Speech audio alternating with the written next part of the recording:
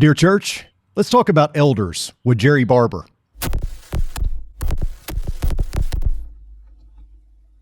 Hello and welcome to the Dear Church podcast. I'm your host, Chris McCurley. I'm excited about my guest today. Jerrie Barber is joining us all the way from Pacific. Not the Pacific Ocean, but Pacific, Missouri, right? Thank you so much, Jerrie, for being with us, and thank you for joining us and taking time out of your busy day to be with us. Tell us a little bit about yourself before we get into the discussion and kind of what you're doing, because I know, many of our audience members may not know that you've been doing interim work now for about 15 years. So tell us a little bit about yourself and about that. Well, grew up in Centerville, Tennessee, went to Freed Hardeman, met Gail. We've been married 57 years, have 2 children, 6 grandchildren, 5 great-grandchildren. Wow. And as you said, we've been doing interim ministry 15 years. This is church number 10. People ask me, what is interim ministry? Many times when a preacher stays a long time, the church doesn't like the next preacher. Yeah. I volunteer to be the one they don't like. And then the 6 months to 18 months that we stay with them, they have time to grieve their last preacher and gain some wisdom on how to select the next preacher that will best fit that congregation. And so that's what we do. And right now you're in Pacific, Missouri. You've been there how long? 2 months. 2 months. And it's going well, I guess? Great. Fantastic. Very encouraging people. Great. Yep. It's just going really great. In fact, Wednesday night we start a men's leadership class. This church is running about 60 people right now. Okay. And so I'll have all the men and boys at the house. Really, we're going to meet in our house. We've got a house that's got a big back room, and the ladies will be at the church building. Gail will be teaching ladies and girls. Just going great. That is great. And so as you're there as the interim, are you also guiding them on the process of hiring a new preacher, or do you just got to stay out of that? Yes. Okay. No. I'll do. People ask me, do you help people get a good preacher? I help with the process, but not with the person. Gotcha. And so I do an all-day. Well, I talk about it all the time. From the first Sunday I get there, the first series, I say don't even think about a preacher. We're looking at ourselves. Are we the kind of people that would attract the kind of preacher that this church needs at this time? Yeah. And so we spend some time on that. And then we'll do a survey and get an idea of what they think they want and need. We'll have an all-day training session, and I'll tell them everything that I've ever seen, good and bad, in selecting preachers, and then tell them to do what they want to. Yeah. One of the things that I do, I take a wastebasket with me, and I say, I'm going to tell you what I think, but if you don't think it's worth taking home, throw it in the wastebasket. It won't hurt my feelings at all. So I help with the process, but I will not be a reference for or a critic against any preacher that they're thinking about. That's their business. Well, on the Sundays that they come try out, I'm somewhere else. And that's really a great way of looking at it, that, you're the guy that volunteers to be the one that they don't like, because that is so true. The next guy coming in, if he was beloved, the next guy coming in really has his work cut out for him. And so you're that stopgap for, and that's it. And really, they like us, especially my wife. When we get ready to leave, they say, Jerry, we're going to miss you. We're going to keep Gail. Because we're not there to take the place of their last preacher. We've already resigned, and so we're not even campaigning for the next job. Yeah, that's a really neat outlook. I'm glad that you're doing that, Jerry. We need people like you doing that. Thank you. It's fun. Absolutely. So one of the things, and the reason why I'm having Jerrie Barber on the show today to talk about elders, is because this is kind of in your wheelhouse. I think a lot of folks in the church know that when we have a question about elders, appointing elders, all those kind of processes go along with selecting elders, that Jerrie Barber has kind of been the default guy that we go to in the church for many years now. And you've done a lot of seminars and workshops on that. I know you wrote a chapter for my my book, Rest in Green Pastures. It talks about elders. And so I wanted to have you on because I'm really interested in your insight, and I want you to share some of the things that you talk about in your seminars and workshops about selecting elders. And I want to start here. When you're looking for men to serve as elders, we know there's qualifications. We understand that. They have to meet those biblical qualifications. Is there more to it than that? And what should we be looking at besides just a checklist kind of mentality? Yeah, a lot of times we look at checklists, and people say they're having an elders training class, and what it means they're going to argue about how many kids they got to have for 13 weeks and call that an elders training class. We need to be concerned about those qualities because the Holy Spirit and Paul thought that's the kind of folks we're looking for. Sure. But I think we need to look for it as a package. What kind of man we're talking about? And a lot of times, if a man's got 2 kids and they've been baptized, if he's ill as a hornet and can't get along with anybody, we'll appoint him if he's pretty good in business. And that's a mistake. That's not the kind of folks we're looking for. Sure. I'm looking for somebody that I would go to if I had a problem and really wanted somebody who would listen to me, be concerned about me, give me the best advice he could, and encourage me and check on me. That's the kind of person I'm looking for. Yeah. Now, he does need to be the husband of one wife and all of those things, but that's the kind of person. He is already doing the shepherding. He is also an overseer.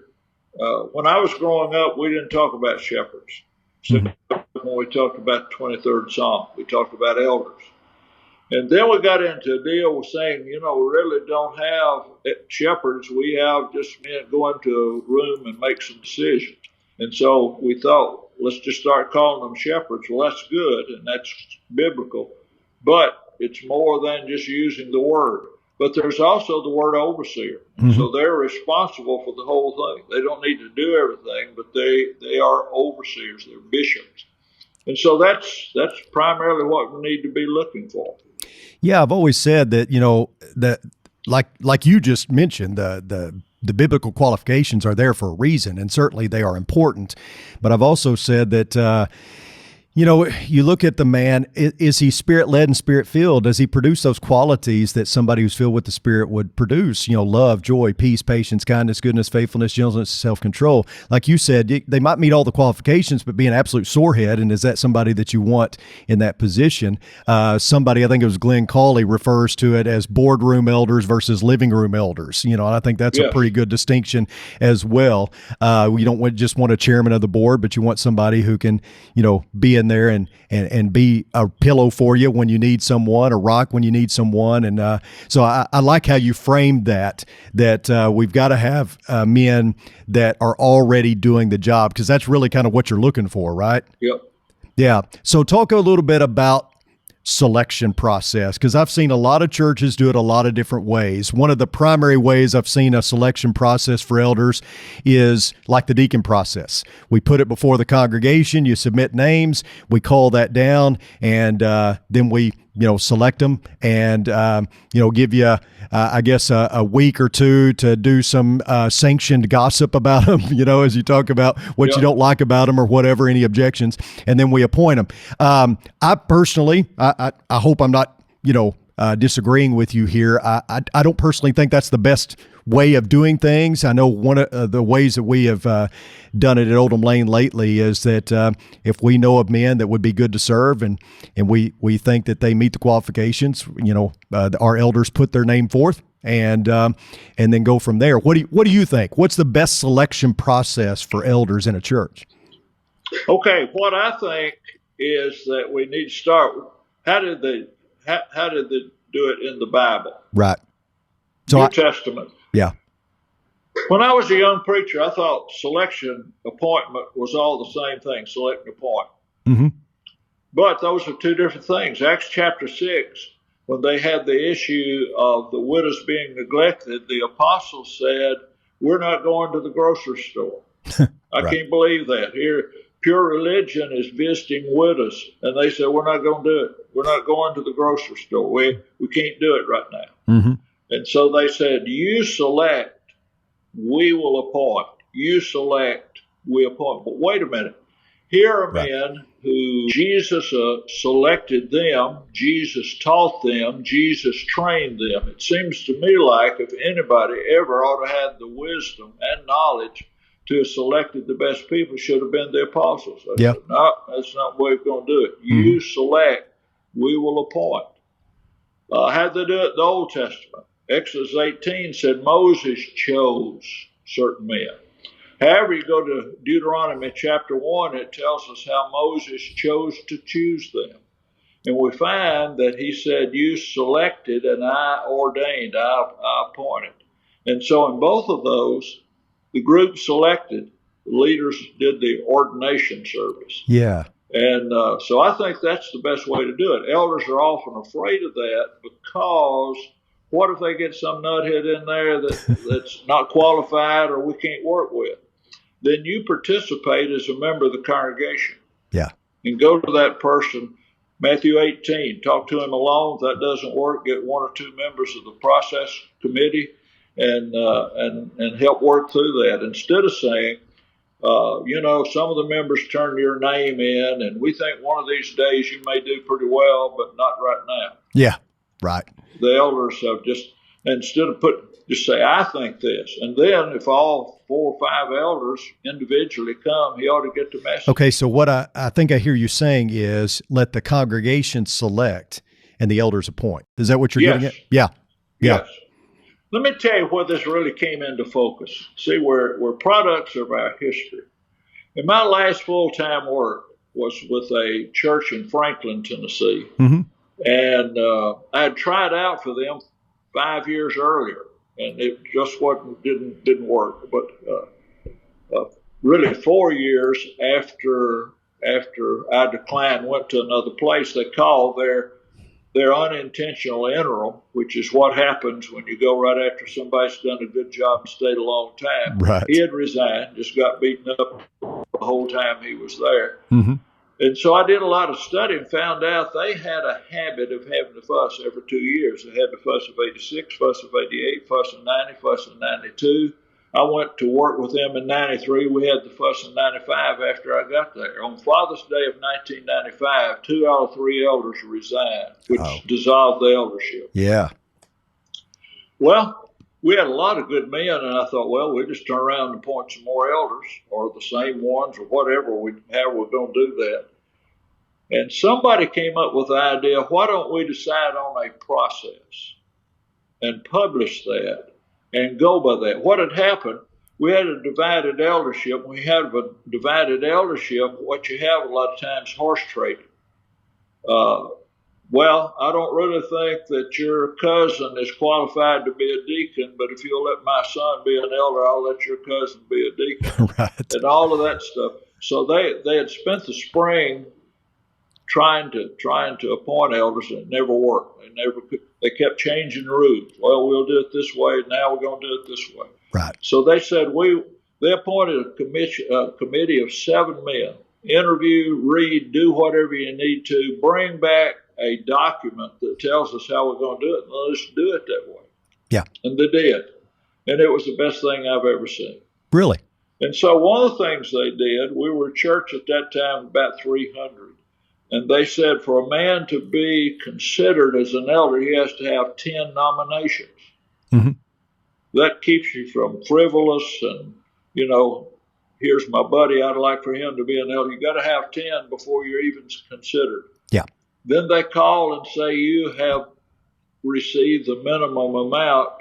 Would you consider going through the process?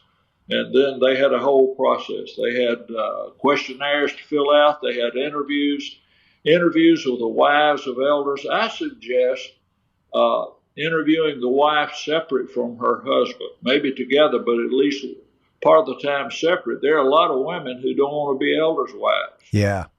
And when they don't, we don't need to make them just to get an elder, because it's a mess when you do. That's a good point. It takes the cooperation. Absolutely. And so that they go through all of that vetting process. At Bears Chapel, we had a number of former elders, and so they spent some time of what it means to be an elder to Barry's Chapel Church of Christ in Franklin, Tennessee. Yeah. And so after we went through all of that, they had some time when the people could come by and look at the questionnaire they filled out. If you had any questions, I think this is the key. You go to the person and not to the committee. Good idea.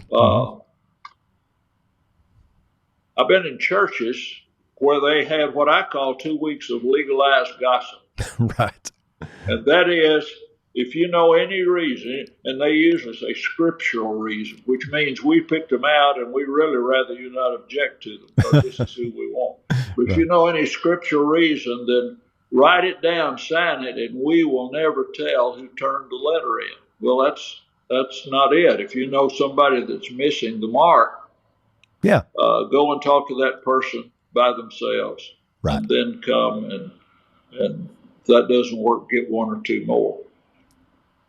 And so they have, and I don't know where it is, but somewhere in the Bible it says 2 weeks. I've never known a congregation do a week, 3 weeks, a month. It's always 2 weeks. Got 2 weeks. And so after that, we had Affirmation Sunday.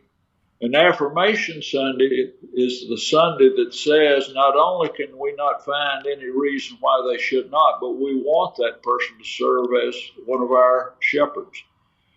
And the men who have been nominated and the search committee come up with a percentage, 70%, 80%, 75%. One time they did it, and that group decided on 90%. Of the people who turn in any form, and that's who serves. And so that's the best process I've seen. Yeah. Yeah, it sounds like a really good process. So, when you're digging into that, what goes on as far as the number? Like, how do I know how many I need or how many is that predetermined? Do you go into the process saying we're going to find 3 men because we know that would be a good number? Is it always going to be an odd number? Is that good? I mean, what do you think? Well, of course, that's the philosophy. If you get into a vote, you don't have a tie. Yeah.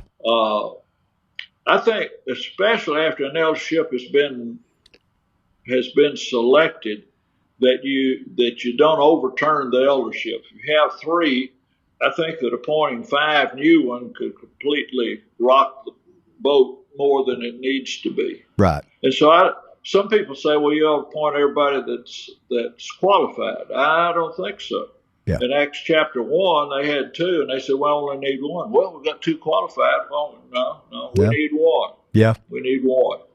I think there were probably out of the thousands and thousands of men in Jerusalem in Acts chapter 7 who were full of the Spirit and wisdom, but they said we need 7. I think leaders need to say, here's the number we need, here's the process, now you select them. And if so the leaders select the process and say, here's how many, 2, 5, whatever. And knowing that you may come out of that process with less, you may come out of that process with 0, right? I mean, that could happen, right. I guess. Yeah. I've been in those situations, yes. Yeah. So I wanted to ask you this, Jerry. This is something that I've long thought about. Is often there will be men in the congregation that are highly qualified, not just scripturally, but in the ways that we've talked about as well. They're Spirit-filled, Spirit-led men. They're awesome human beings that would do a phenomenal job shepherding their flock, and yet they default to, well, I don't desire the position, and if I don't desire the position, therefore I've disqualified myself. And I've kind of pushed back on that over the years and said, yeah, but Moses didn't desire the position. There's a lot of people in the Bible, Gideon, that didn't desire the position they were called to. Maybe you need to rethink that. Maybe you're the best man for the job and God is calling you to that. And who are you to opt out? So am I wrong in that thinking? What do you think about all that? Because that seems to be the most common objection for a man who is qualified that doesn't serve. Yeah. Yeah, when I was a young preacher, I would see men I thought would really do a good job, and I'd talk to them. They said, well, I don't desire it. And I said, well, okay, can't talk with him anymore because if a man desires the office of a bishop, he desires a good work. But after studying the Bible some more, I decided to do that. And so I wrote a blog post when we make that rule that you got to talk to the person before you nominate them. And if they don't desire it, then don't even turn their name in.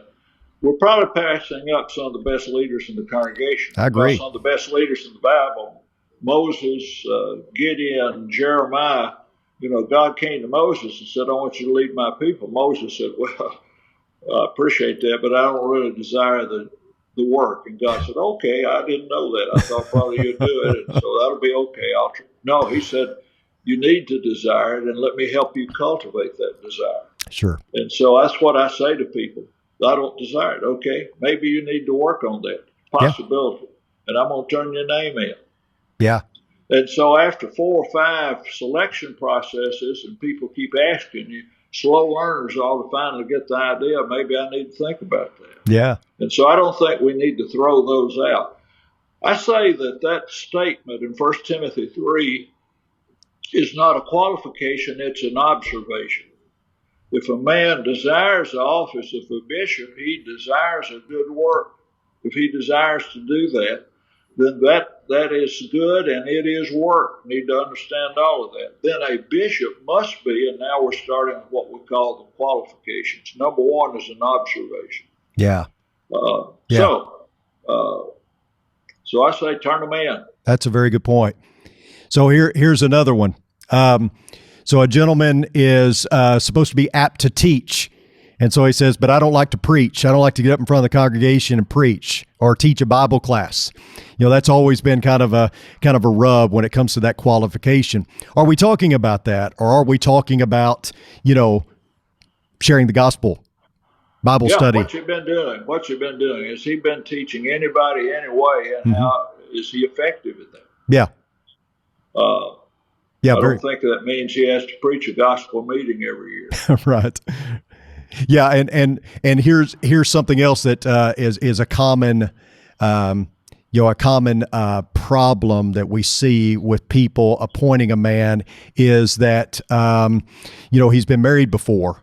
His previous wife left him, and now he's married again to a godly woman. They've got a godly marriage, a quote unquote scriptural marriage. I've always found it interesting that you could be scripturally married, but unscripturally qualified to be an elder. What do you think about those situations? And even like a gentleman whose wife has passed away, it won't take but a day or two before somebody comes up and says, when are you going to step down as an elder?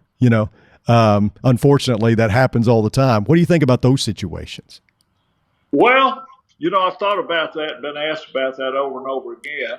And I came to the conclusion that probably the best person to ask about that is Jesus. Yeah. And so what I do is I go to John chapter 4. And so he has to be the husband of one wife, okay? Let's go to John chapter 4, and Jesus meets this lady, and they're chatting. And during the conversation, he said, go get your husband, and let's talk. And she said, I don't have a husband. Oh. Mm-hmm. Jesus knows everything she's ever done. What's he going to say? Yeah. He said, you are correct. You have added correctly. You do not have a husband. In this, you answered correctly. You have had 5 husbands, and the man you're shacking up with is not your husband. So the number is 0. Okay, if that lady gets married after that, how many husbands does she have? Yeah. All you got to do is say 0 plus 1 equals 1. Good point. Yeah. If a man's been married 3 times, 2 of his wives are dead. Yep. And he's married now. Okay, the 2 dead ones don't count. Yeah. Yeah. He's got 1 now. And Jesus said it, and the woman at the well said it, and the IRS says it. You try to put dead women on your IRS as a deduction, and you're going to get in trouble. They don't count. They don't count. That's true. That's true. So what about the gentleman who loses his wife? I mean, and like I said, I've seen this over and over again, 2 days later, a day later, maybe even during the funeral, they say, well, when are you going to step down as an elder? It's sad that you see that, One of the finest men I ever saw is an elder. Mm-hmm. His wife had a degenerative disease, And for the last maybe year, they took one of these, I don't know what the technical name in it, but it's got a screw on one end and an eyelet there. And they literally roped her into the pew every Sunday morning, Sunday night, and Wednesday night. Wow. They would bring her in and rope her in. He was up with her all during the night. And she finally died. Gail and I went to the funeral. And they told him, are you going to renounce that you're stepping down as an elder? Here he has been for years taking care of this woman day and night. And it's fine for him to serve as an elder, although everybody understood he couldn't go out and visit like a lot of people did. Yeah. But after she died, and he's had all of that experience, now you need to quit because you're not qualified anymore. Yeah. That particular qualification tells us why you have it. The leadership test of a man of how he will do in the church, watch him in his home. Yeah. Incidentally, in that selection process, one of the things the search committee did is interviewed the elders' children. Oh, that's nice. Yeah. And in person, if possible, if not by phone. And they see a lot of men, not a lot, some men are way different at home than they are at church. At church, they're really nice and polite, and they're rough as a cob and maybe abusive verbally and sometimes physically at home. Yeah. And you don't need a man like in there that's two-faced. And so if a man has had a wife and he was that kind of leader, then he doesn't lose all his wisdom just because he went to the cemetery. Yeah. Yeah. Yeah, that's a really good point. But you see that bickering back and forth about those things. And I guess it's, kind of the, I've heard one preacher describe it as, law-based versus grace-based. If you're looking at it from a legality standpoint rather than, maybe a more, grace-filled standpoint. That may not be the best dichotomy to frame it, but if you're looking at it as dotting every I and crossing every T, that's what you're going to come to. But I think there's more to look at there, and the situation. It's very similar to, I know of men who have felt like they weren't qualified or who were disqualified by the congregation because they had 3 kids, 2 were faithful, and 1 was not as an adult. And, of course, my reasoning on that is, or my in talking with them, I'm like, well, look, an adult makes their own choices. If you raise them in a household that was God-loving, God-fearing, if you taught them to follow God's will and they grow up and decide to go against their raising, how does that disqualify you? Am I right on that thinking? Am I going down the right road there? I think we need to ask, are they unfaithful because of or in spite of their parents? Yeah. If a child going astray after leaving home, even though the parents, like you say, they may have 1 or 2 that's faithful, here's 1 or 2 that isn't. If that disqualifies a man from being an elder, then do unfaithful Christians disqualify God from being God? Yeah. He's their father, and so did he mess up, and so we can't follow him anymore. Look what his kids are doing. And he's got a bunch of young'uns that aren't acting like they need to. Yeah, I agree with that. Very good point. And so I don't want to disqualify God because some of his children aren't living right. Yeah, that's a very good point. So, Jerry, as we're kind of tying things up here, I want to ask you, I don't want to let you get away without asking you, how do we train the next generation of elders? What can churches do? Because I think all too often, I don't mean to frame this discussion as being negative, but I see all too often that men are just thrown into the eldership and it's, time to figure it out. And if you had a dysfunctional eldership that they're thrown into, then that's not good. So how do we train men to become elders and not just like glorified deacons? Here is my conclusion. When I do a new shepherd's orientation workshop, which I've been doing since 2013, done about 21 of these. And I tell them on the first night, I show a video of a young a baby really in pain, had a serious operation. He's taking his first walk, 3 minutes and 53 seconds of just screaming. He's taking his first walk after his operation. And I say, why would good Christian parents let a child suffer like that? They don't have to do that. Why don't they put him in a recliner and let him play video games? And the answer is because he's got to do that, able to walk later. And so I tell them, it is my mission this weekend to make you very, very uncomfortable. I hope you feel some pain this weekend, because that's the way you develop in any area. Yeah. You don't win the football game on Friday night by putting the kids in the video playing mode Monday through Thursday. They go out, they run, and they do push-ups, and they hit. And the training, if it's like it should be, Friday night's going to be easy compared to what we've been through the rest of the week. Yeah. And so somehow in our training process, we got to get them out of their comfort zone. That's the only way we ever grow. I've run 3 marathons and several half marathons, and I never ran one of them without getting sore. Yeah. Because you got to up your mileage, and it hurts. Yeah. Oh, you run them barefoot too, don't you, Jerry? Well, if it's 50 degrees and above, 49 degrees and below, I put on shoes. I can imagine that hurts too. It does. It does. People ask me, why do you do it? Number one, it brings back good childhood memories. But number two, it's a good parable for life. Life is painful. Yeah. And anybody in their family or in their profession or in the church or in leadership, if they're trying to, incidentally, this is my observation, I think the goal of many elderships as a whole and individually is to keep everybody happy and to keep me as comfortable as I can stay. And I don't want folks to aggravate me, so I'm going to just kind of go with the flow. That is not leadership. Right. Very good point. And so we need to find ways to get people out of their comfort zone. And so doing that, they get comfortable being uncomfortable. Yeah. Because they're going to meet stuff, they'll be confused, and it'll hurt, and it'll keep them up at night. That's just part of the deal. Jerry, what can current elders do to encourage others to want to be elders? Let me tell you one of the finest things I've seen during my ministry. When I was in Dalton, Georgia,